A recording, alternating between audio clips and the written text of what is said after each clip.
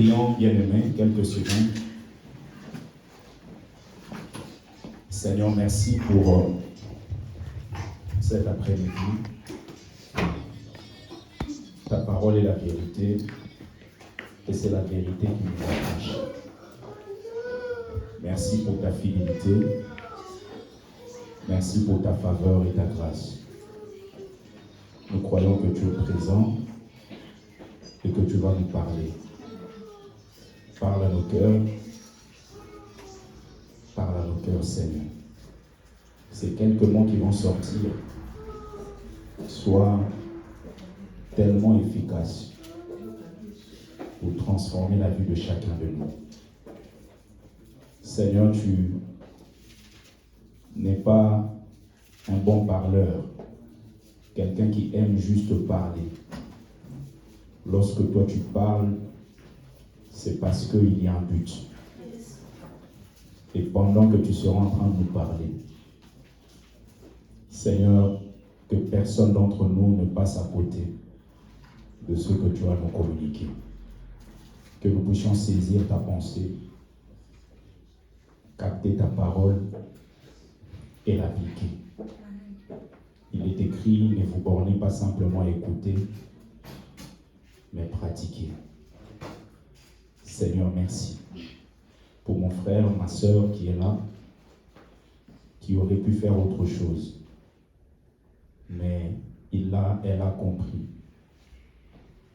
qu'il est doux et agréable pour des frères de demeurer ensemble. Et ce que j'aime, il est écrit, c'est là que tu déverses tes bénédictions. Bénis cette salle. Bénis chaque personne en ce lieu. Bénis cette église. Au nom de Jésus, nous disons Amen. La parole du Seigneur, s'il vous plaît. Gloire à Dieu. Alors, je vous prie de prendre vos Bibles. Bonjour tout le monde.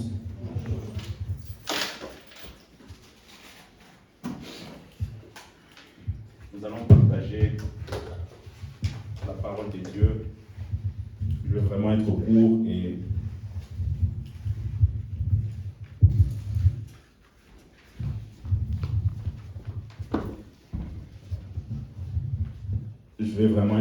pour nous permettre de prier, surtout lorsque nous sommes au passage d'un mois à l'autre, parce que lorsqu'on se retrouvera ici, on sera déjà au mois de mars et on prendra un temps pour pouvoir prier, comme je l'avais dit en ligne, le 3e mois, que pour chacun de nous soit un mois de résurrection. Amen. Il y a des choses que certaines choses puissent revenir à la vie.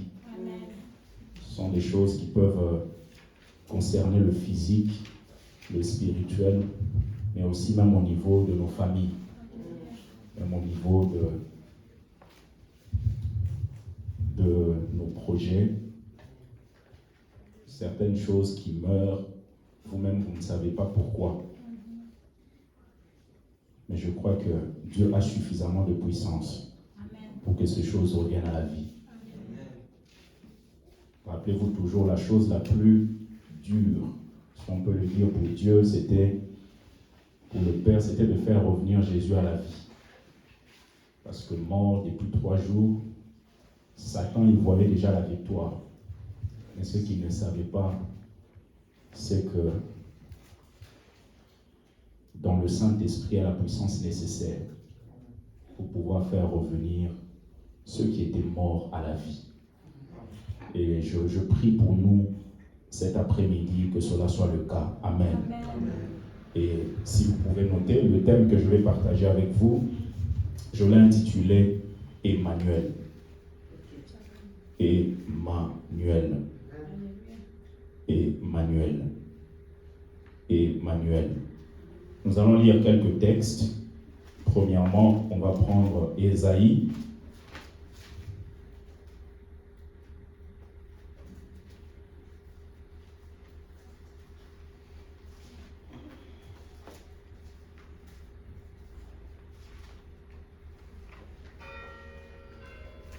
Et ensuite, on prendra encore Ésaïe. Et on finira avec Marc. Vous pouvez noter les textes. Ésaïe chapitre 45, le verset 15. On lira ensuite Ésaïe chapitre 7, du premier verset jusqu'au 14e verset.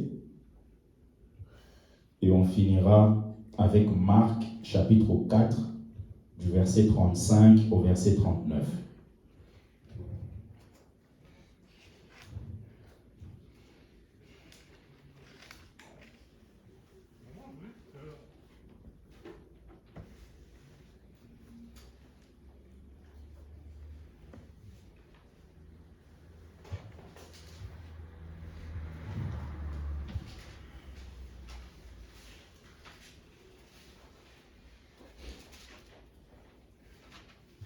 Ésaïe 45. Le verset 15.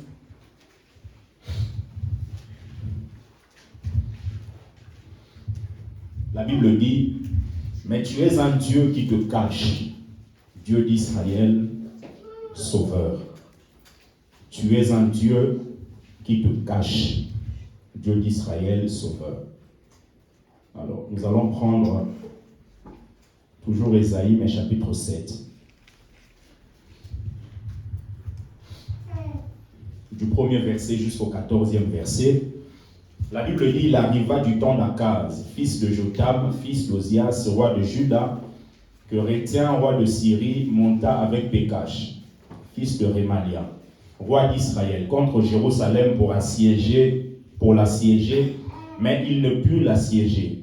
On va dire à la maison de David, les Syriens sont campés en Éphraïm, et le cœur d'Akaz et le cœur de son peuple furent agités comme les arbres de la forêt sont agités par le vent. Alors l'Éternel dit à Ésaïe, va à la rencontre d'Akaz, toi et Shear, Jashub, ton fils, vers l'extrémité de l'aqueduc de l'étang supérieur sur la route du champ du Foulon.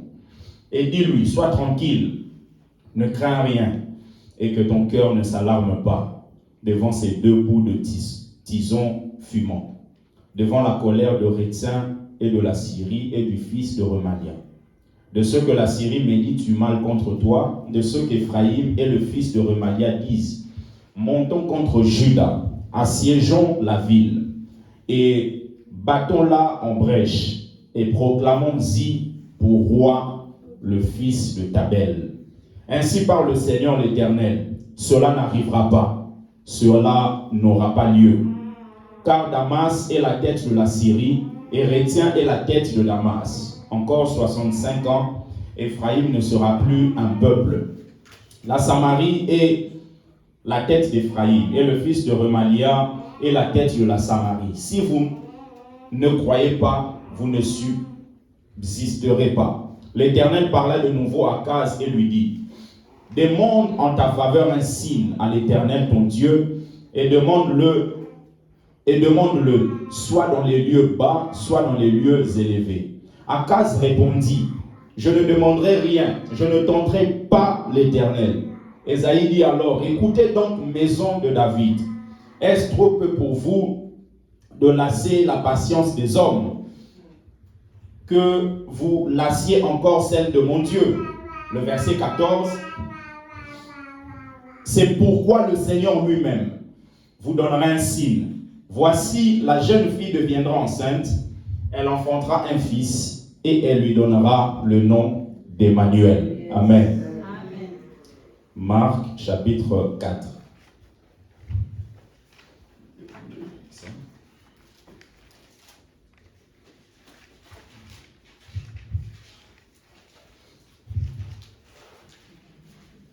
Du verset 35 au verset 39.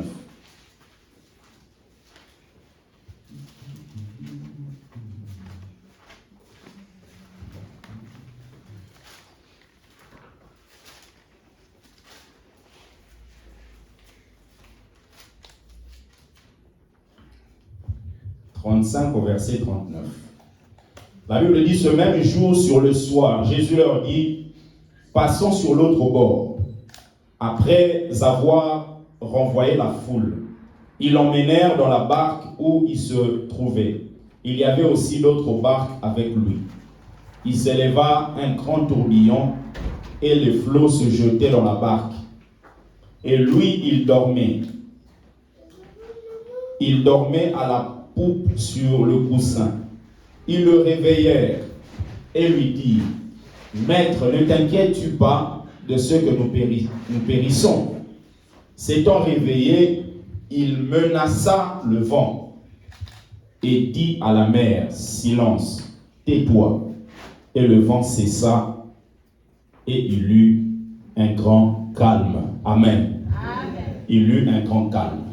Alors rapidement, je vais vous partager, bien aimé, sur ce thème Emmanuel. Vous pouvez, pour le savoir, que Emmanuel vient du mot hébreu Immanuel, qui signifie simplement Dieu avec nous. Dieu avec nous. Alors j'aime toujours ce texte d'Ésaïe 45, le verset 15, là où la Bible dit « Mais tu es un Dieu qui te cache, Dieu d'Israël, sauveur. » Pourquoi est-ce que Dieu se cache? J'ai eu à aborder ça rapidement ici ou en ligne. Dieu se cache, vous pouvez noter premièrement parce qu'il ne veut pas nous imposer le choix. Dieu se cache parce qu'il ne veut pas nous imposer le choix. Pourquoi il ne veut pas nous imposer le choix? Simplement parce qu'il respecte notre liberté. Vous allez voir dans Deutéronome chapitre 30, le verset 19, la Bible dit « J'ai mis devant toi la vie et la mort, la bénédiction et la malédiction. Choisis la vie afin que tu vives, toi et ta postérité. » Donc Dieu, il n'impose pas le choix. Il nous laisse justement cette liberté-là. Vous allez voir que lorsqu'il a créé Adam, Adam avait la liberté. Il avait la liberté de manger ou de ne pas manger le fruit interdit. Et quand vous lisez Genèse 2, le verset 16, il dit l'Éternel Dieu donna cet ordre à l'homme, tu pourras manger de tous les arbres du jardin, mais tu ne mangeras pas de l'arbre de la connaissance du bien et du mal. Car le jour où tu en mangeras, tu mourras. C'est-à-dire que la mort est là, mais tout dépend de ce que toi tu vas faire, de ce que tu vas prendre comme décision. Si tu choisis de manger, tu mourras. Mais si tu choisis de te préserver, tu conserveras la vie. Et vous allez voir, si on peut même essayer d'imaginer, Dieu a mis 10 arbres. Il a dit simplement à l'homme de ne pas toucher aux fruits d'un seul arbre. C'est-à-dire que les 9 autres, tu peux manger. Mais le seul arbre ne touche pas aux fruits qui sortent de cet arbre-là. Et vous allez voir, c'est la manière de faire même de l'homme. Quelquefois, nous pensons que ce qui va nous procurer la joie, c'est ce que Dieu a interdit. Vous allez voir quelqu'un, par exemple, marié, Dieu l'a béni avec un mariage de qualité. Au lieu de se contenter de ce que Dieu lui a donné, il pense que la joie viendra au fait d'aller sortir avec les femmes à l'extérieur. Pareil pour la femme. C'est-à-dire que Dieu t'a béni dans un mariage. Quelquefois, on pense que ce n'est pas suffisant. Pour être vraiment heureux, il faudrait que j'aille à l'extérieur. Dieu a donné à Adam des choses. Mais Adam, finalement, ses yeux ont été fixés sur ce que Dieu avait interdit. Quelquefois, c'est comme ça. Même les jeunes filles. C'est-à-dire que tu peux être célibataire. Dieu a béni ton célibat. Parce que quelquefois, à l'église, surtout avec le phénomène combat spirituel, on a tendance à penser que le célibat est une malédiction. Alors que le célibat est une bénédiction. Comme le mariage est aussi une bénédiction.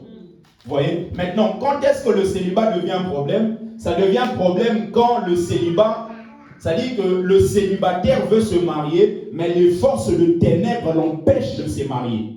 Là, maintenant, le célibat devient un problème. Parce que toi, tu veux aller, mais les forces de ténèbres t'empêchent. Mais quelqu'un qui est sur le plan de Dieu, tout en étant célibataire, attendant le temps de Dieu, n'est pas dans la malédiction. Amen.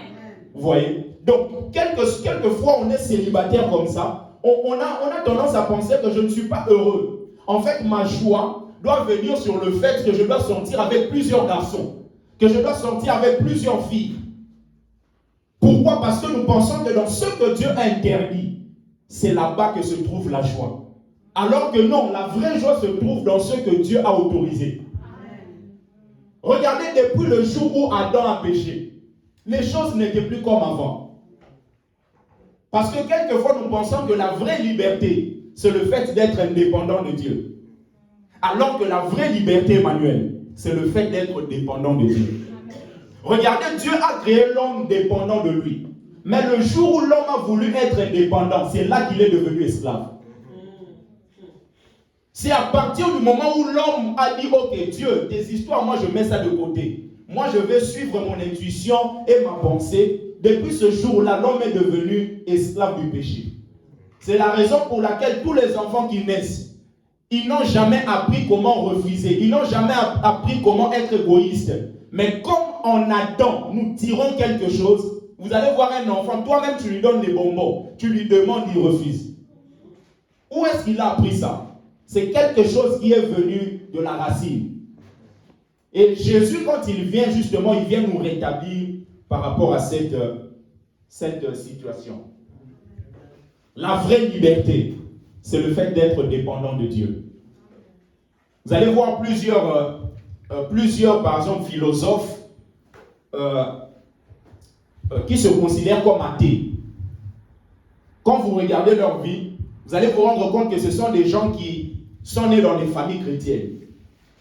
Par exemple, ceux qui sont vraiment dans des loges, qui sont dans des pratiques bizarres, vous allez voir la plupart des gens, ce sont des gens qui sont nés dans des familles très chrétiennes. Par exemple, il y a un philosophe qu'on appelle Nietzsche. Cet homme Nietzsche, il est très connu. C'est un philosophe allemand. Il est né d'un père pasteur. Son grand-père est aussi pasteur. C'est lui d'ailleurs qui a dit, par exemple, vous le dites, mais sans savoir qui l'a dit, il dit, ceux qui ne te tuent pas te rendent fort. Ceux qui ne te tuent pas te rendent plus fort. C'est lui Nietzsche qui a écrit ça. Mais il n'a pas dit que ça. Finalement, cet homme qui est né dans une famille papa pasteur, grand-père pasteur, il a fini par être séduit par la philosophie et par la science. La plupart des hommes qui se considèrent athées aujourd'hui, ce sont des gens qui sont nés dans des familles très spirituelles. Et le diable en profite pour pouvoir les séduire. Regardez Adam. Adam était dans un environnement très propice. Dieu lui-même descendait pour parler avec Adam. Mais regardez ce que le serpent a fait. Le serpent a parlé. D'ailleurs, on peut penser même que les animaux avons parlé. Regardez l'âne de Balaam. L'âne de Balaam a parlé. Ça n'a pas étonné Balaam. Quelque chose qui ne vous étonne pas, cela veut dire que c'est normal. Et je vous avais dit la fois passée, à chaque fois que l'ennemi vient, il veut que vous puissiez devenir comme lui. Celui que vous écoutez, tôt ou tard, vous finirez par devenir comme lui. L'homme était là, le serpent est là. Mais le jour où l'homme a écouté le serpent, l'homme est devenu l'homme animal. L'homme était supérieur à l'animal. Mais le jour où il a écouté le serpent, l'animal, il est devenu un homme animal. Si vous passez votre temps à écouter quelqu'un qui est dans les magouilles, bien aimé, même d'une manière inconsciente, vous serez dans les magouilles. Je vous dis la vérité. Le jour où Adam a écouté Ève et a mangé ce que le serpent avait dit, ce jour-là, ils sont devenus hommes animaux. Et c'est justement Jésus qui vient nous rétablir dans notre position. Nietzsche, il a dit aussi, par exemple, que Dieu est mort. Vous voyez comment les gens ont problème avec la philosophie, avec la science. Même les études que nos enfants font là. Quand vous faites des études, c'est toujours très bien que vous soyez illuminés. Illuminés par la vraie doctrine. Parce que si vous n'êtes pas illuminés par la vraie doctrine, vous allez céder facilement. Parce que tout est fait pour pouvoir annuler l'existence de Dieu. On va vous donner des théories, on va vous donner des choses, on va même vous pousser à l'écrire à l'examen pour que tu aies des points. Et plus tu l'écris, plus tu crois en ça. Et plus ça prend de la place en toi. Oh non, l'homme vient du singe. C'est ce qu'on apprend à nos enfants à l'école. Alors qu'il est écrit au commencement, Dieu créa. Il dit, formons l'homme à notre image et à notre ressemblance. Si l'homme vient du singe, maintenant après l'homme, il y a quoi? Il y a perroquet. Donc l'homme a évolué, il est resté l'homme, il ne peut pas évoluer encore. Il dit, Dieu est mort. Parce qu'il pense que la vraie liberté, c'est être indépendant de Dieu. Mais finalement, cet homme a fait des études. Il a suivi même des études qu'on appelle la philologie. Il est devenu philologue. C'est une étude qui vous permet d'étudier les mots. Tout ce qui est lié au syntaxe, tout ce qui est lié, à des formes grammaticales et tout ça. Il a étudié ça. Parce que l'ennemi aime les gens qui sont brillants, intelligents, pour utiliser leur intelligence dans le mal. C'est très rare de voir quelqu'un qui est très avancé dans l'occultisme et être bête. Oui. Moi j'ai vu ça. À la Sorbonne, on a eu des gens qui venaient, qui disaient non, vous êtes étudiant, vous êtes à la première, deuxième année, on peut vous aider, vous propulser pour que vous puissiez atteindre le sommet. Pourquoi? Parce qu'ils visent l'intelligence. L'intelligence, Dieu t'a donné. C'est un don de Dieu. Mais eux veulent maintenant détourner ça pour que tu l'utilises dans le mal. Donc, ils prennent des têtes. Quand vous regardez les loges qui sont au Mans, les loges qui sont ici même au niveau de l'île de France, la plupart des personnes qui sont là-bas, ce sont des gens qui sont soit des politiciens, et les politiciens, ce sont des gens qui ont des doctorats, qui ont des licences, qui ont des masters. Donc, ils visent l'intelligence pour que l'intelligence soit mal utilisée. L'intelligence soit transformée à la ruse. Et cet homme a finalement, il avait perdu ses parents à l'âge de 5 ans. Ça lui a même posé un certain nombre de problèmes. Mais simplement pour vous dire que l'ennemi essaiera d'utiliser tout ce qu'il y a tout autour de nous pour pouvoir nous détourner. Donc la vraie liberté, c'est le fait d'être dépendant de Dieu.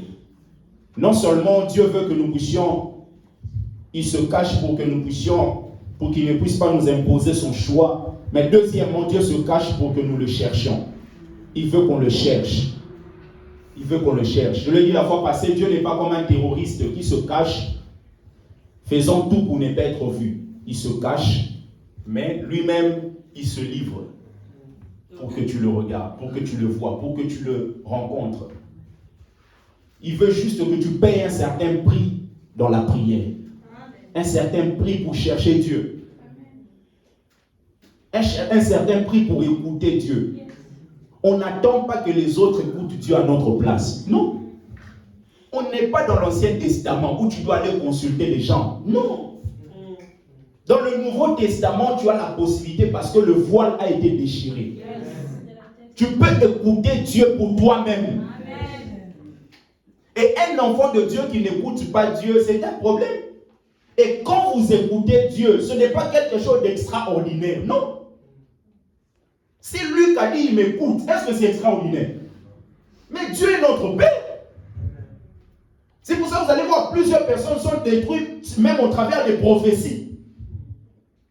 La prophétie, c'est un canal par lequel Dieu utilise pour te parler. Mais comment se fait-il que je parle à Emmanuel, je dis, Dieu m'a dit, prophète ça, et les gens crient, mais c'est pas extraordinaire. C'est un père qui parle à son fils. Yes. Amen. Et les gens sont trompés comme ça. Tu donnes une séquence de 3 000, une séquence de 15 000. Je vais monter à ma mienne comme je l'ai dit la fois passée. Il ne va pas monter, il va manger ça. Il ne montera pas. Dieu se cache pour que nous puissions le chercher. Amen. Il se cache. Et vous allez voir l'homme lorsqu'il a péché. L'homme est parti se cacher. Parce que si Dieu se cache d'une manière générale, Dieu se livre lorsque nous péchons. Parce que l'homme a tendance à se cacher lorsqu'il pêche. Il a honte. Et en ce moment-là, Dieu agit différemment, il se livre. L'homme a péché, il se cache. Dieu vient, il dit, mais où es-tu? Il dit, je me suis caché. Il dit, mais tu t'es caché pourquoi? Tu as mangé l'arbre que j'ai défendu. Donc Dieu lui-même, il vient chercher l'homme. À chaque fois que tu es dans la faiblesse, Dieu viendra te chercher. Amen. En fait, Dieu ne tombera pas avec toi, mais Dieu sera toujours avec toi. Amen. C'est justement comme on le verra, le sens du nom Emmanuel. Dieu avec nous. Dieu n'est pas avec moi seulement lorsque je suis fort, papa. Dieu est avec moi-même dans mes faiblesses. Quand je suis faible, lui ne devient pas faible. Mais dans ma faiblesse, il me prend pour me relever que fait que je sois fort.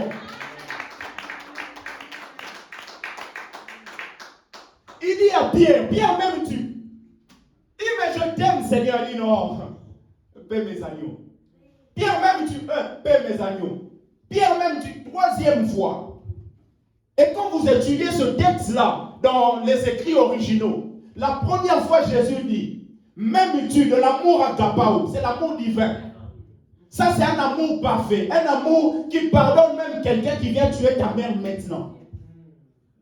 Et Jésus dit, tu m'aimes de cet amour. Pierre il dit non, je t'aime, mais de l'amour philéo, l'amour amical. L'amour qui consiste à dire, tu m'as fait ça, moi aussi je te fais ça. Si tu ne m'as pas donné, moi aussi je ne te donne pas. Jésus dit non, tu es encore bas. On monte encore. Est-ce que tu m'aimes? Il continue toujours avec philéo. Jésus continue avec agapao. Et troisièmement, quand vous étudiez le texte, Jésus change de verbe. Il n'utilise plus agapao et dit philéo. Comme pour dire, je suis là, toi tu es ici, moi je descends. Je viens te récupérer là où tu es pour te montrer. Dans ton amour philéo, je peux te prendre et te ramener dans les hauteurs.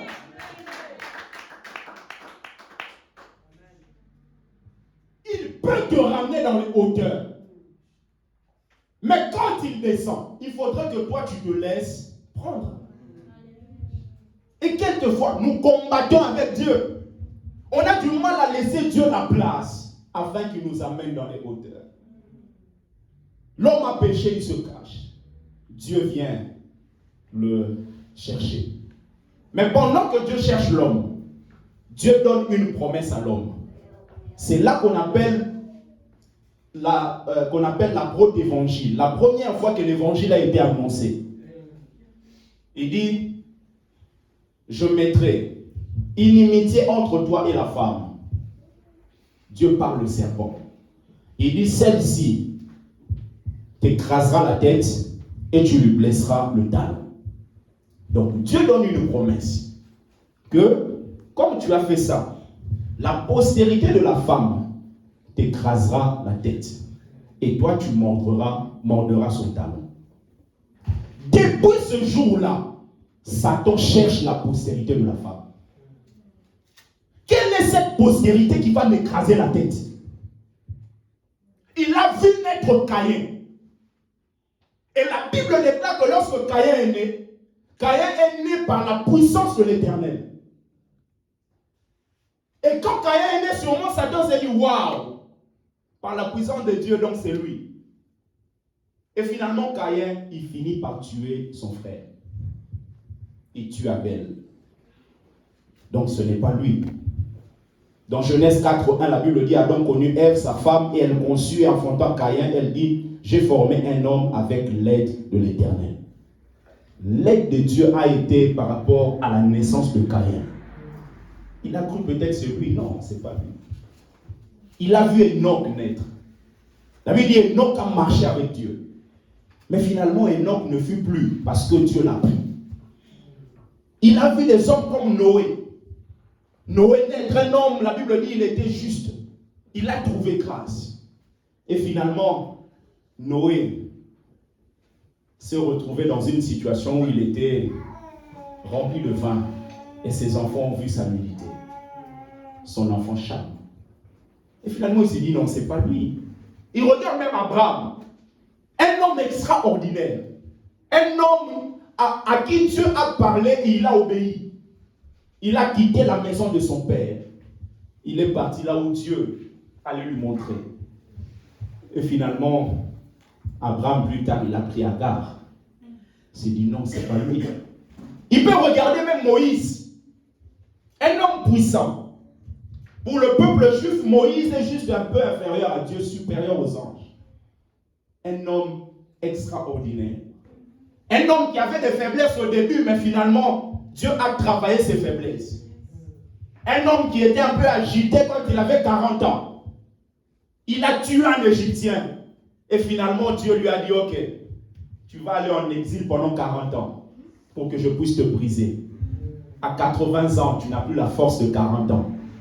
Quelquefois, Dieu a besoin de briser ta force pour que tu te rendes compte que tu ne peux pas tout. Tu ne peux pas par ta force. Si par ta force, tu peux tuer un Égyptien, mais à 80 ans, bien aimé, c'est compliqué. Et c'est à 80 que Dieu lui dit, maintenant tu dois y aller. Parce que quand tu iras, ce ne sera pas par ta force, ce sera par ma force.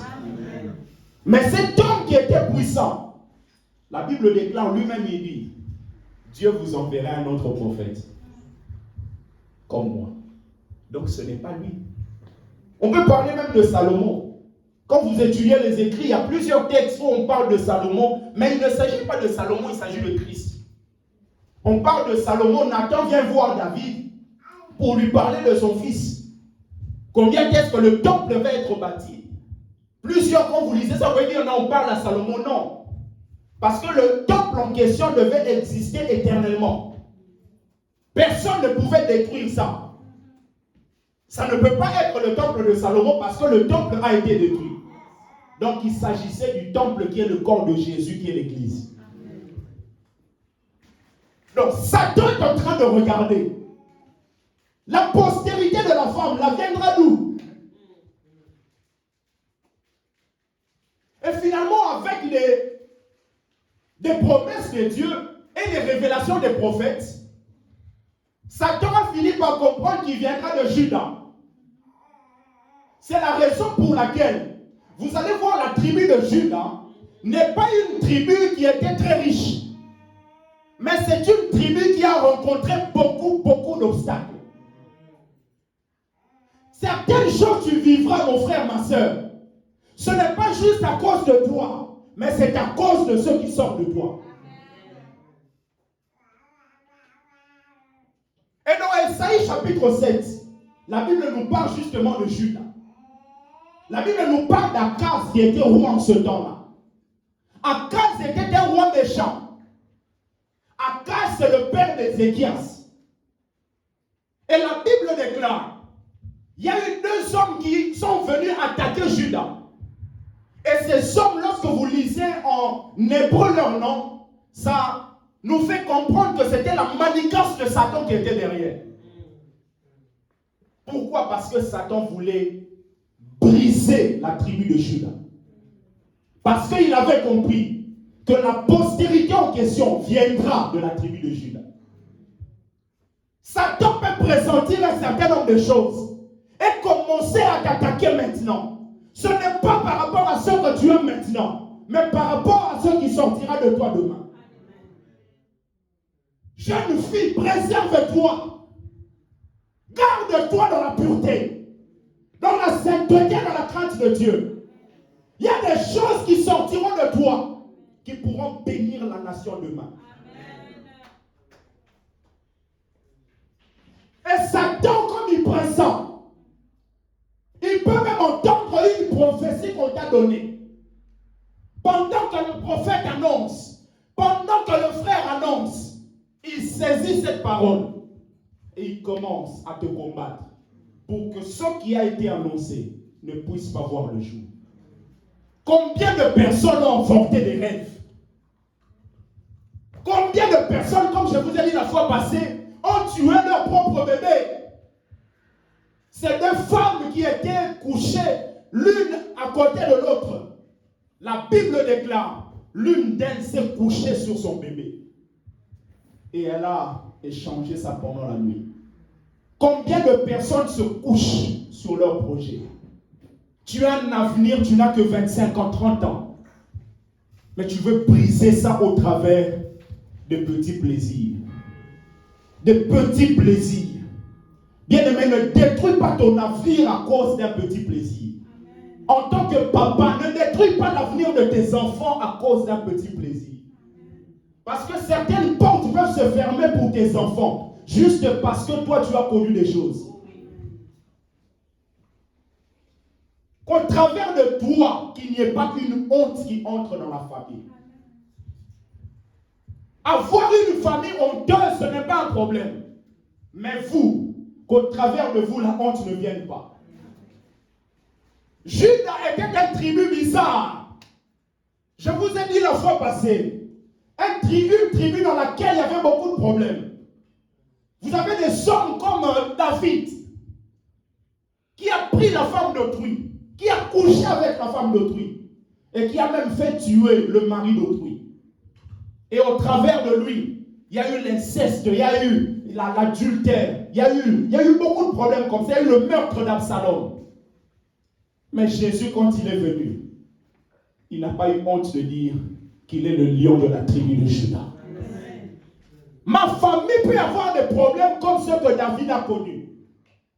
Mais au travers de moi, je ne veux pas renouveler ce que David a connu. Mais au travers de moi, je vais donner une fierté à ma famille. Jésus a donné une fierté à la tribu. Si c'était une tribu où les gens regardaient avec un œil bizarre, mais aujourd'hui, pendant que je vous parle, des hommes rassemblés partout dans le monde sont en train de célébrer le lion de la tribu, non pas de Manassé, non pas d'Ephraïm, mais le lion de la tribu de Juda.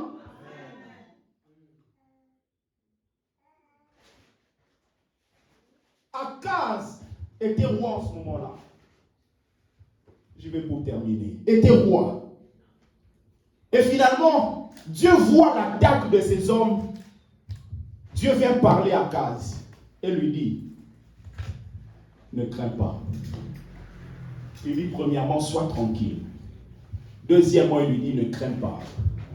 Troisièmement, il lui dit que ton cœur ne se trouble pas. Que son cœur ne s'alarme pas. Bien aimé, les situations sont là difficiles. Sois tranquille. Amen. Sois tranquille. C'est dans la tranquillité que viendra la délivrance. Amen. C'est dans la tranquillité. Il lui dit, sois tranquille. Ne t'agite pas. Ne tergiverse pas. Deuxièmement, il lui dit, ne crains pas. Ne crains pas. Pourquoi tu vas craindre? Pourquoi tu vas avoir peur? Ne crains pas.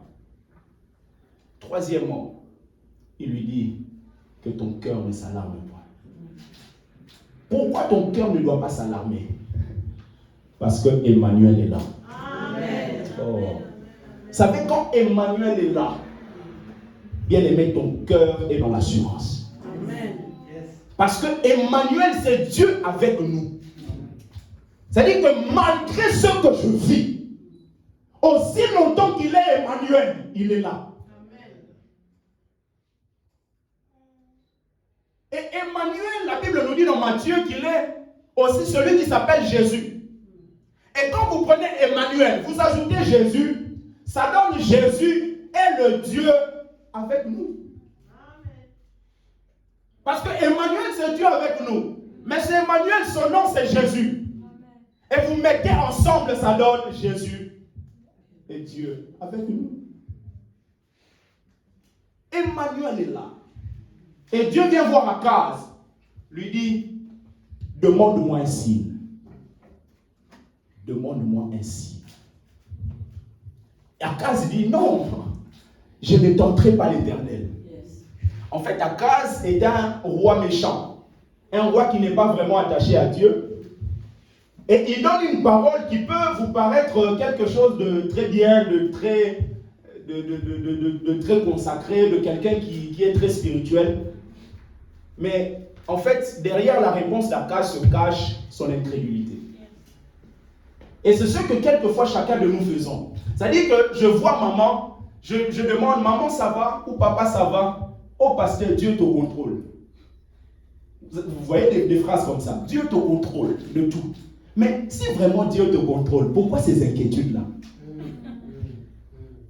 Vous voyez comment nous sommes remplis des réponses? juste pour faire beau. Mais ça cache notre incrédulité. Oh papa, comment ça va? Oh papa, il est sur son trône, tout va bien. Mais tu viens de pleurer il n'y a même pas 2 minutes. Parce que tu as peur par rapport à la situation qui va arriver. Akaz, demande-moi un signe. Mais pourquoi est-ce que Dieu lui demande de demander un signe? Parce que Dieu veut amener Akaz à grandir dans sa foi.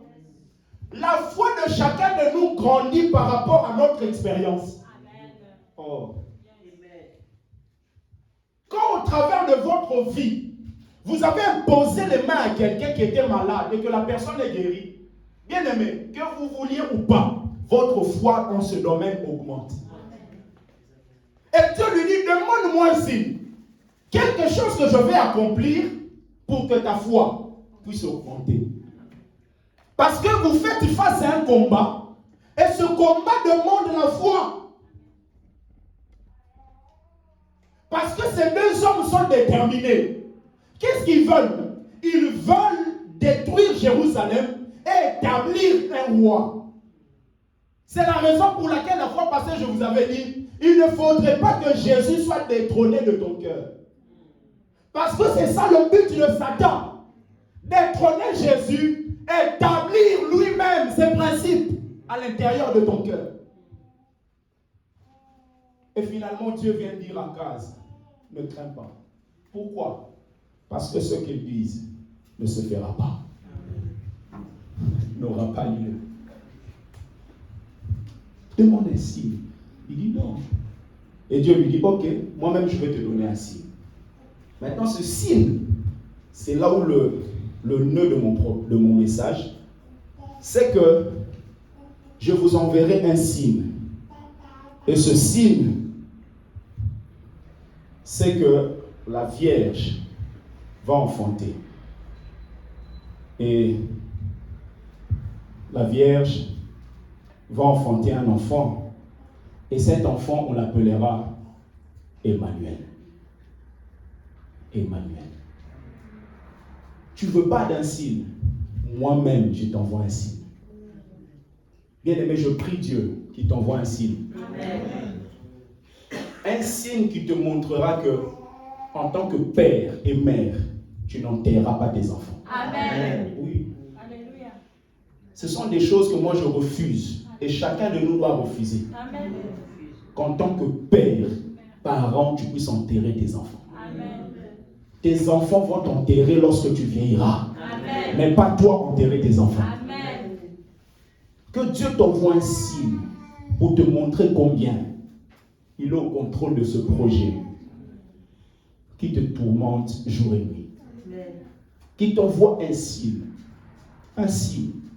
Même dans un songe. T'envoie un signe. Dieu envoie un signe d'Emmanuel. Oh Seigneur. Le signe d'Emmanuel est un message pour Akaz et pour toute la population de Juda. Pourquoi? Parce que ces 2 hommes veulent la destruction de Juda et de Jérusalem. Mais le signe dit, des années et des années plus tard, il y a une femme qui enfantera. Et qui mettra au monde celui qu'on appelle Emmanuel. Et cet Emmanuel viendra de la tribu de Juda. Comme pour dire, je te donne un signe que Jérusalem et Juda ne seront pas détruits dans les prochaines années. Parce que si ça doit exister des années plus tard, ce n'est pas le combat de présent qui va détruire ça.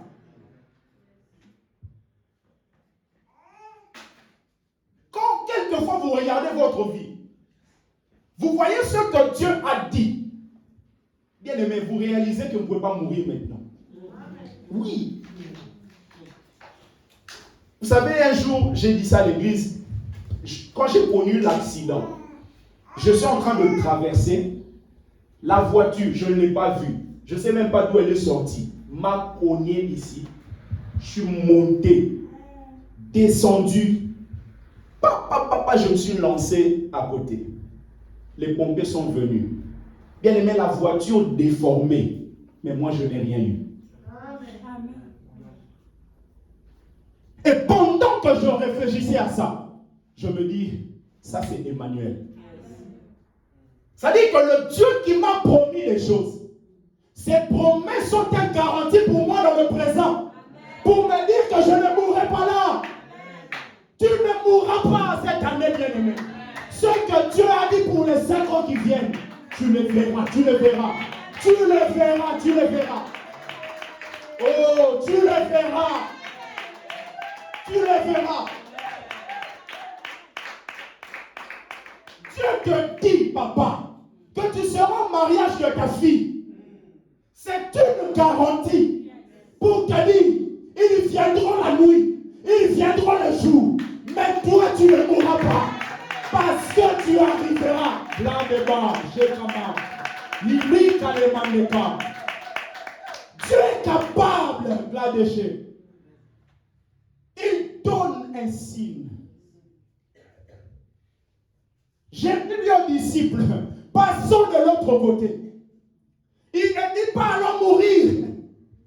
Il dit passons. Il ne dit pas je passe. Il dit passons. Quand il dit passons, cela signifie votre position n'est plus là où vous êtes. Votre position c'est de l'autre côté. Maintenant, de l'autre côté, vous ne serez pas physiquement. Vous devez l'être par la foi.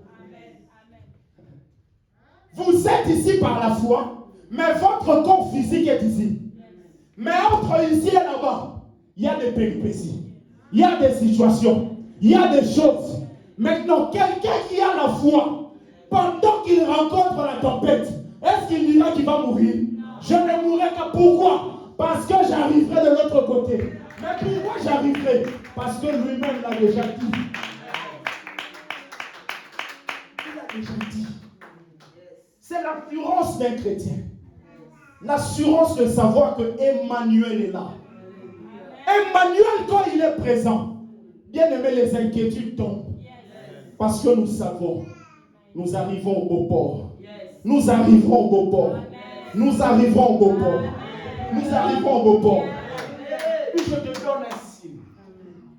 Emmanuel, il est là. Emmanuel est là. Emmanuel est là. J'aimerais que nous puissions prier.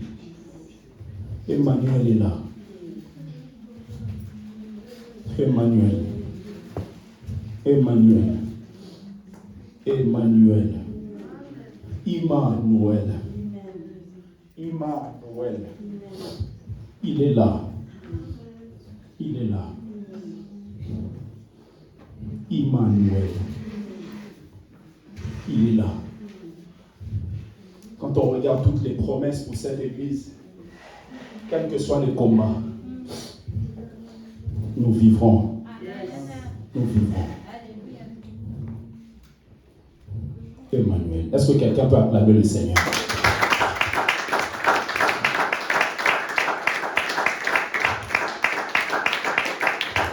Est-ce qu'on peut bien acclamer le Seigneur?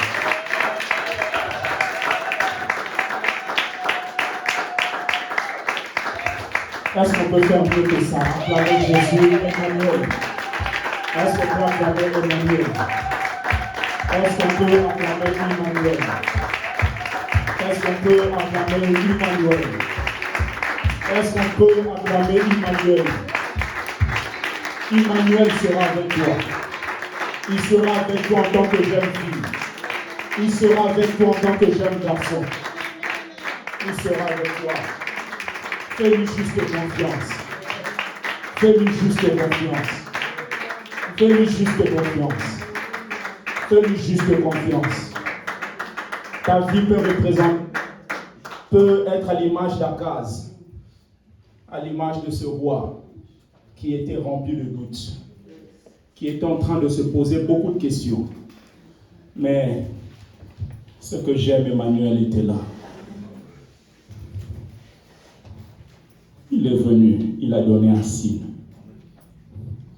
La venue d'Emmanuel.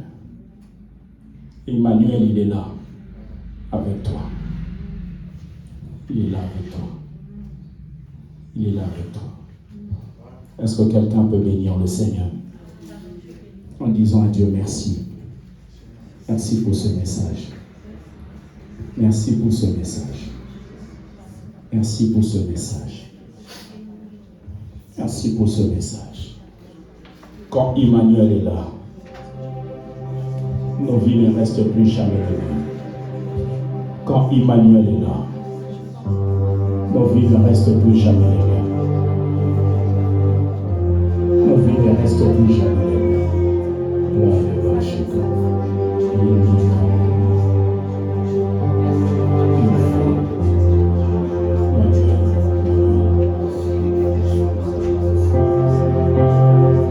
Dis-le, Père, je te fais confiance. Pour mes études, je te fais confiance. Pour mon mariage, je te fais confiance. Pour mes affaires, je te fais confiance.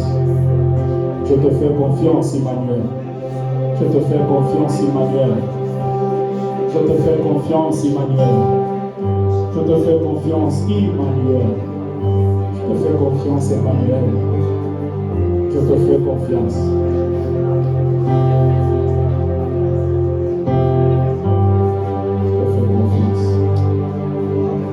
Je te fais confiance. Je te fais confiance. Je te fais confiance. Je te fais confiance. Je te fais confiance. Je te fais confiance. Lève ta voix, prie, bien-aimé. Prie Dieu, prie Dieu. Prie Dieu, prie Dieu, prie Dieu, prie Dieu. Prie Dieu, prie Dieu, prie Dieu, prie Dieu. Prie Dieu, prie Dieu, prie Dieu.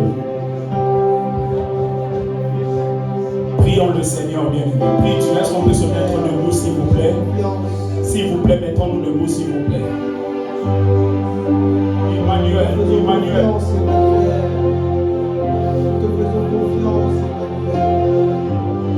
Emmanuel.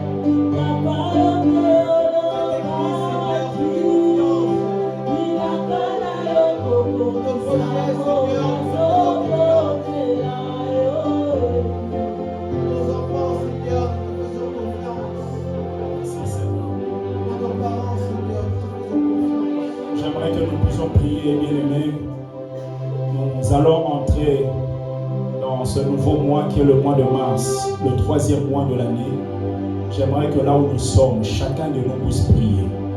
Dire à Dieu, ce soit pour toi, pour ta famille, un mois de résurrection. Tout ce qui était mort puisse revenir à la vie. Tout ce qui était mort, là où c'était devenu amer, que cela soit assaini. Nous allons prier, que ce soit pour nos enfants, tout ce qui était mort, peut-être la compréhension dans une matière, peut-être la compréhension dans plusieurs matières, peut-être l'habilité pour plusieurs choses.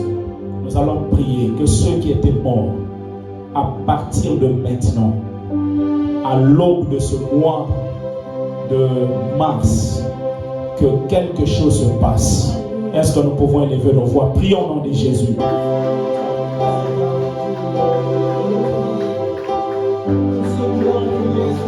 Ceux qui étaient morts reviennent à la vie maintenant. Reviennent à la vie dans ma famille. Reviennent à la vie dans ma santé. Reviennent à la vie dans ma vie, dans ma maison. Ceux qui étaient morts, ceux qui étaient morts, ceux qui étaient morts dans la vie de nos enfants reviennent à la vie. Au nom de Jésus. Au nom de Jésus. Au nom de Jésus. Au nom de Jésus. Au nom de Jésus. Au nom de Jésus. Au nom de Jésus. Au nom de Jésus. Reviens à la vie. Reviens à la vie. Yahweh Père. Pendant que nous nous préparons pour rentrer en ce mois, au mois de mars, ceux qui étaient morts reviennent à la vie. Reviennent à la vie. Reviens à la vie, reviens à la vie, reviens à la vie. Ceux qui étaient morts dans nos familles, ceux qui étaient morts dans nos maisons, ceux qui étaient morts, ceux qui étaient morts, ceux qui étaient morts, reviens à la vie, Seigneur. Reviens à la vie, mon Dieu, reviens à la vie, mon roi, reviens à la vie. Reviens à la vie, reviens à la vie, Seigneur, reviens à la vie, Seigneur. Reviens à la vie, reviens à la vie, reviens à la vie, Lava Chadema. Yika Mandeka, Yika Po, Sakei Ademande, Yika Ademande. Reviens à la vie maintenant. Ceux qui étaient morts, ceux qui étaient morts dans nos mariages, reviennent à la vie. Maintenant, au nom de Jésus, au nom de Jésus, tu es capable, tu es capable, tu es capable, tu es capable, tu es capable, tu es capable, tu es capable, tu es capable, tu es capable, tu es capable, tu es capable, tu es capable. Tu es capable, tu es capable, tu es capable, tu es capable, là de marcher comme un Ikama, Ipia Kashaneka, Indamandeko, Ikapale, Shabruka de Mandeka, Indika Shapa, Indamandeka, Mazukale, Iblache, Ipakale, Indema, Ikamandeko, ceux qui étaient morts dans nos familles, dans notre vie, dans nos projets, dans la vie de nos enfants, reviennent à la vie maintenant, au nom de Jésus.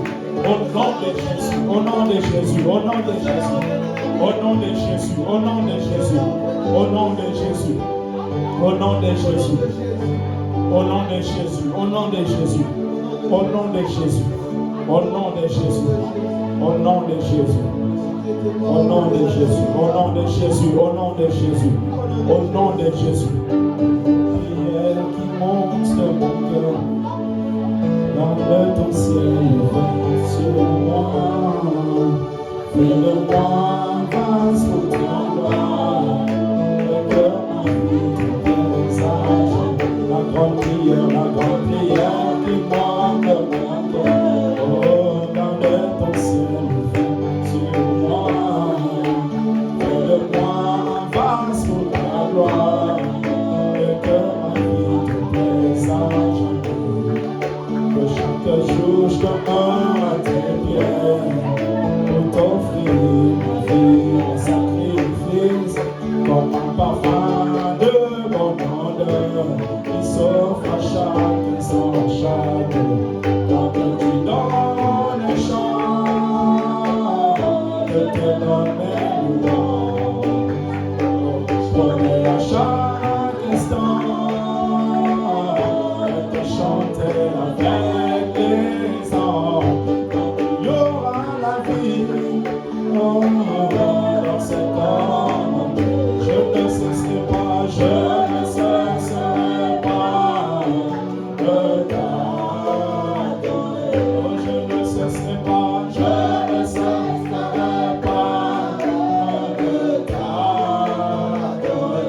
je ne cesserai pas, je ne cesserai pas de t'adorer. La grande prière qui donne dans mon cœur, la grande prière qui monte dans mon cœur.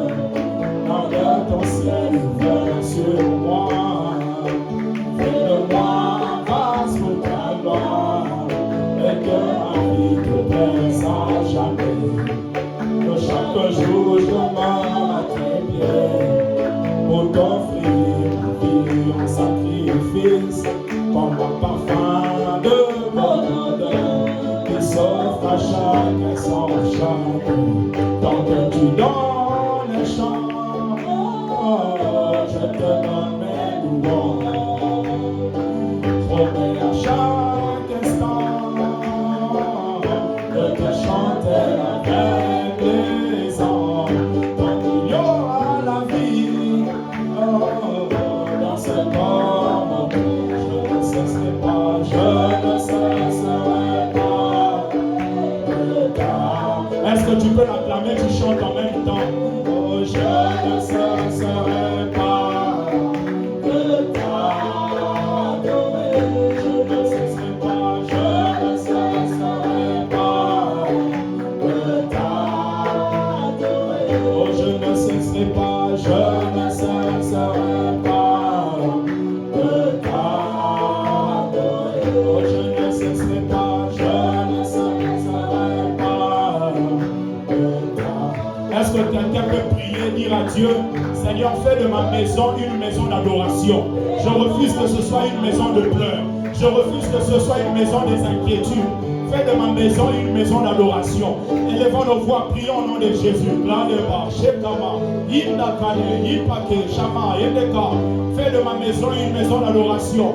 Pas une maison de pleurs, pas une maison des inquiétudes, pas une maison de tourments, pas une maison de tourments. Fais de ma maison, fais de ma vie, Yahweh, une vie d'adoration, une maison de l'adoration. Je ne cesserai pas de t'adorer. Yahweh, Père, fais de ma vie, Yahweh, Père, une vie d'adoration, une vie d'adoration, une vie d'adoration, une vie d'adoration, une vie d'adoration, une vie d'adoration, une vie d'adoration, une vie d'adoration. Que Dieu fasse de ton couple un couple d'adoration, pas un couple de pleurs, pas un couple de grincement des dents, pas un couple de problèmes, pas un couple de problèmes, mais un couple béni.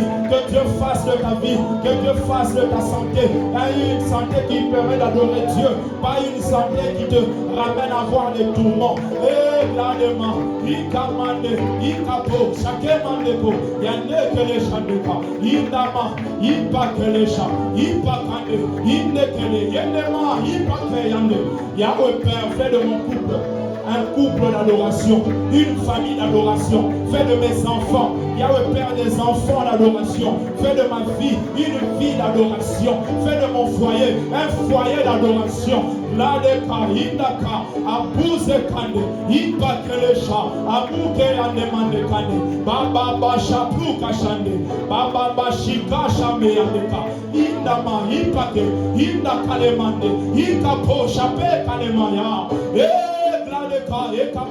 Yahweh Père, fais de ma vie une vie d'adoration. Fais de cette église une église d'adoration. Pas une église de problèmes, pas une église de grincement des dents, pas une église de tourments, pas une église de problèmes. Fais de cette église-là, cher Yandeka, Ipakele Yandema.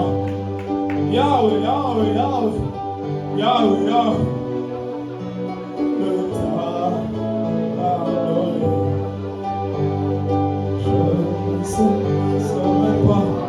Je ne cesserai pas, je ne cesserai pas, je ne cesserai pas, je ne cesserai pas, je ne cesserai pas, je ne cesserai pas, je ne cesserai pas de te suivre, Jésus. Nous ne cesserons pas de te suivre, malgré que le monde est compliqué. Tu nous as dit, soyez tranquilles, ne craignez pas, Que votre cœur ne soit pas troublé, que votre cœur ne soit pas tourmenté, que votre cœur ne s'alarme pas, que votre cœur ne s'alarme pas. Yahweh Père, il est écrit, vous entendrez parler des guerres, des mouvements de guerre, mais que vos cœurs ne soient pas troublés, parce que ce sera le début, ce sera le commencement. Yahweh Père, que nos cœurs ne soient pas troublés par ce qui se passe dans ce monde, par ce qui se passe en Europe, par ce qui se passe dans les pays. Père éternel, garde nos cœurs, que nos cœurs ne soient pas troublés, que nos cœurs ne soient pas troublés.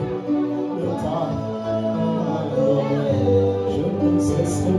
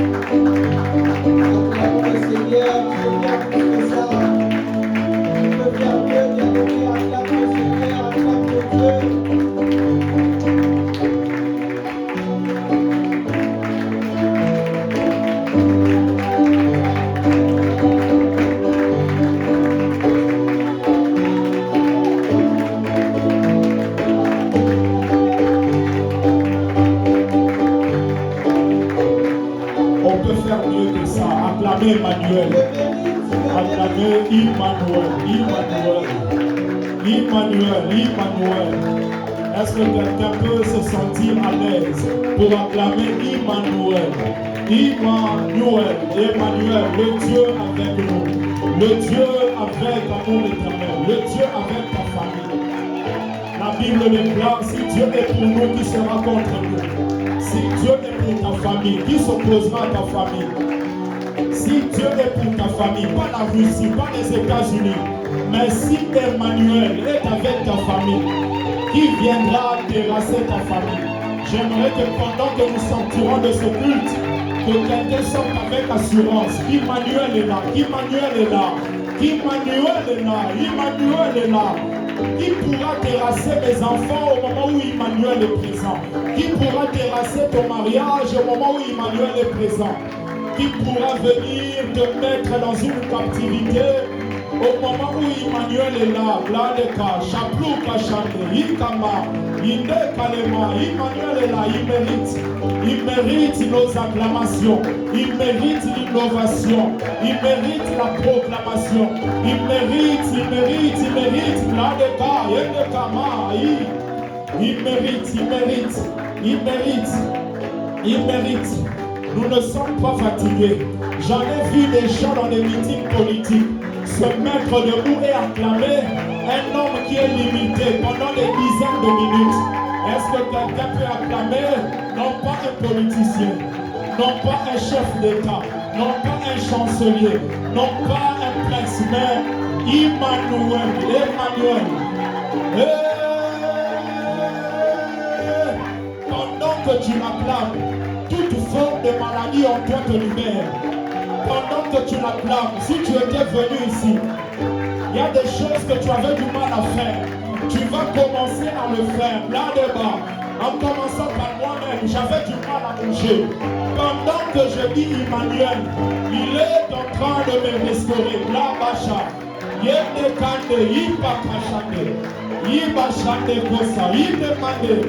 pendant que tu l'acclames, que tu reçoives la victoire face à ces combats.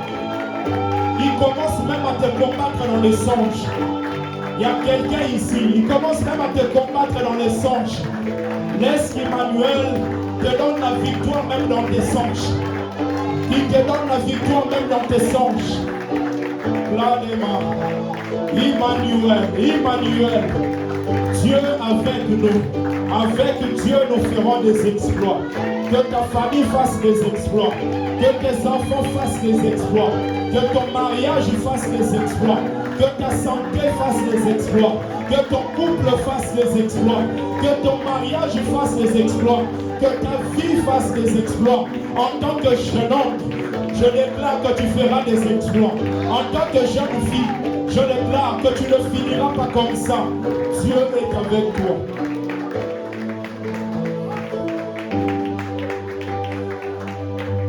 Ici, ça va pas de temps. Est-ce qu'on peut acclamer le Seigneur?